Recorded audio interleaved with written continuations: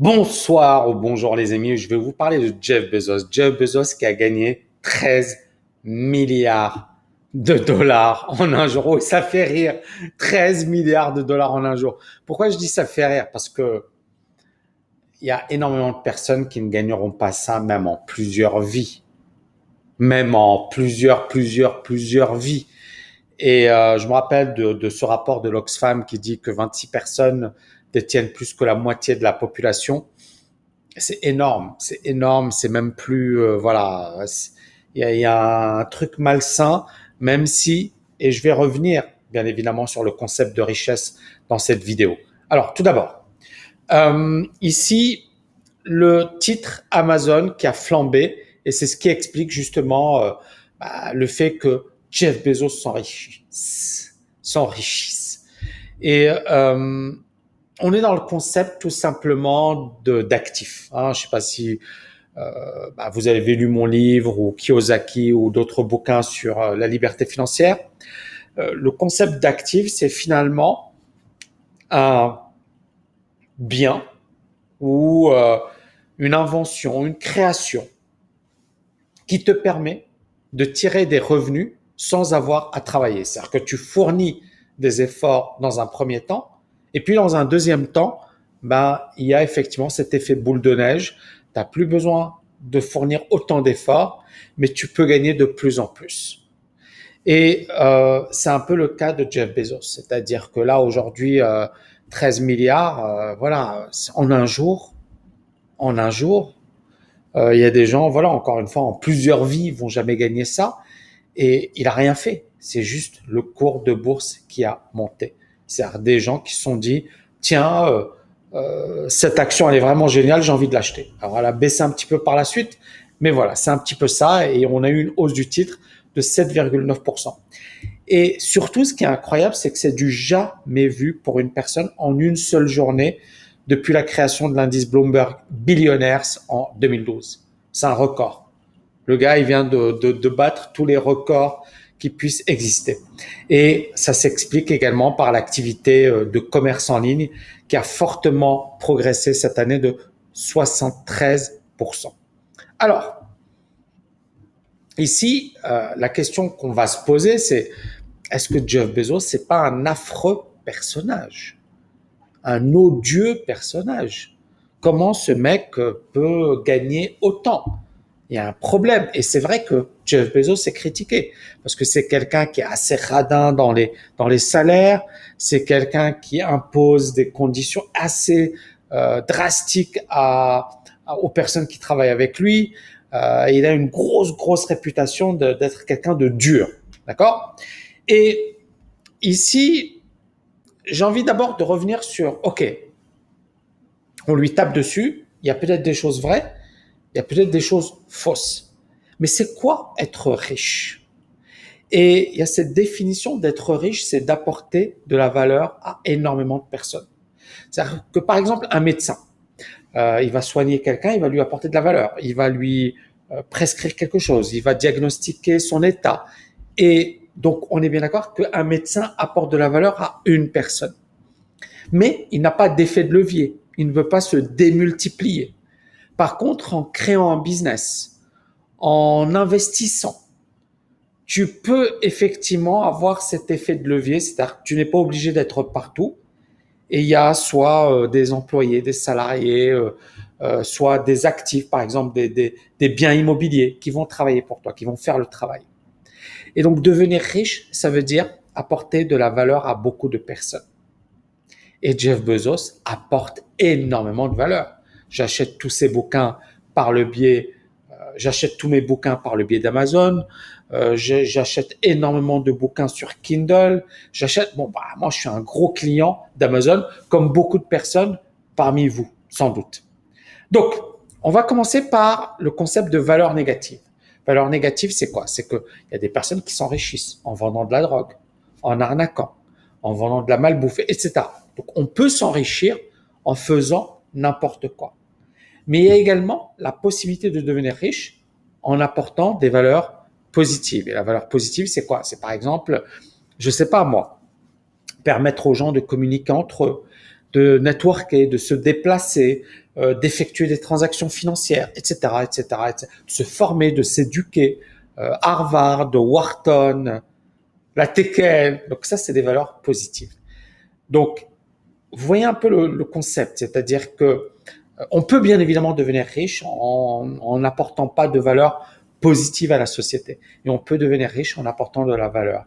Maintenant, c'est juste encore une fois le fait de démultiplier, de pouvoir apporter de la valeur à énormément de personnes. Je sais pas moi, tu crées par exemple un truc qui va révolutionner la donne, qui va faciliter la tâche, qui va aider les gens à maigrir, à perdre du poids, à communiquer, etc. Je sais pas moi, Steve Jobs, l'Apple, d'accord, invention de génie. Et puis, bien évidemment, il a apporté de la valeur à énormément de personnes. Moi, j'utilise iPhone, j'utilise beaucoup les Mac et même bon les PC également. Mais l'iPhone, pour moi, c'est un outil de travail. D'accord, c'est un instrument de travail. C'est quelque chose effectivement que je trouve extrêmement pratique. Et franchement, c'est génial. C'est-à-dire que je dicte, je communique avec mon équipe, je fais des vidéos, je fais plein de choses avec mon iPhone. C'est énorme. C'est énorme. Ça coûte de l'argent.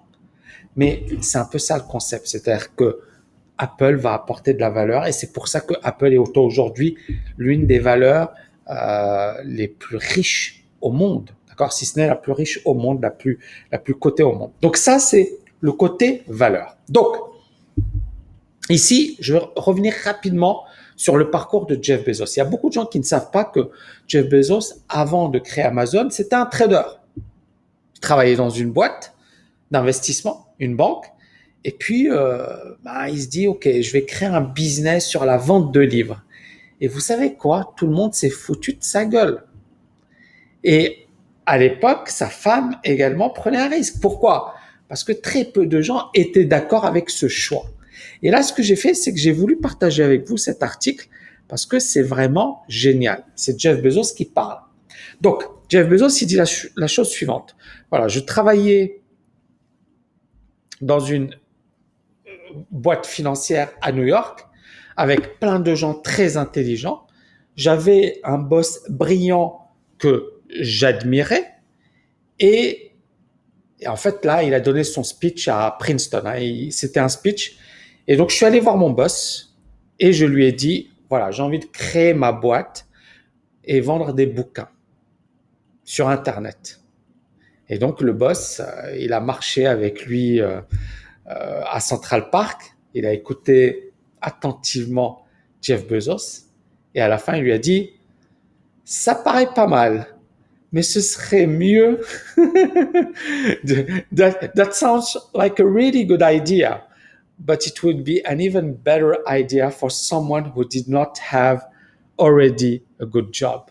C'est une très bonne idée, mais ce sera encore une meilleure idée pour quelqu'un qui n'avait pas, qui n'a pas un si bon job. Et donc, Jeff Bezos, il se pose la question, il se dit, OK, moi j'ai un super job, et là je vais quitter mon job pour un truc, je ne sais pas ce que ça va donner. Et donc, il réfléchit sérieusement à tout ça. Et il dit, that logic made some sense to me, and he convinced me to think about it for 48 hours before making a final decision. Ça, le point de vue de son boss était logique.